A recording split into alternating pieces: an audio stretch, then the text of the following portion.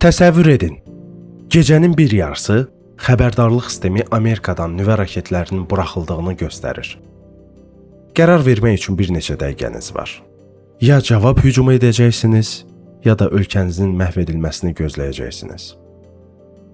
Bəs sistem yanılarsa? 1983-cü ildə Amerika və Sovet İttifaqı arasında soyuq müharibə son dərəcə gərgin idi. Hər iki tərəfin minlərlə nüvə silahı vardı. 26 sentyabr gecəsi Sovet erkən xəbərdarlıq sistemi qəfil həyəcan siqnalı verir.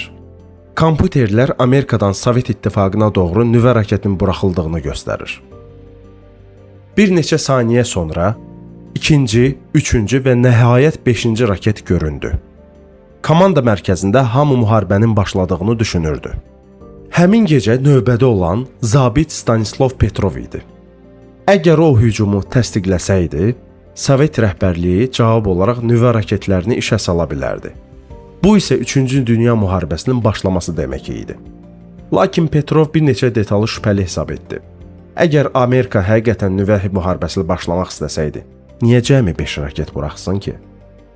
O kompüterə deyil, məntiqinə güvəndi və siqnalın yanlış olduğunu bildirdi.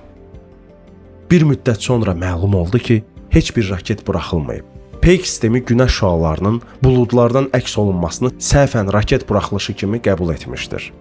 Əgər Petrov sistemə kör-körayına inansaydı, tarix tamamilə fərqli yazıla bilərdi. Hadisə uzun illər gizli saxlanıldı. Dünya bu barədə yalnız Sovet İttifaqı dağıldıqdan sonra məlumat əldə etdi. Stanislav Petrov sonralar dünyanı xilas edən insan adlandırıldı. O isə qəhrəman olduğunu qəbul etmir və sadəcə işini gördüyünü deyir.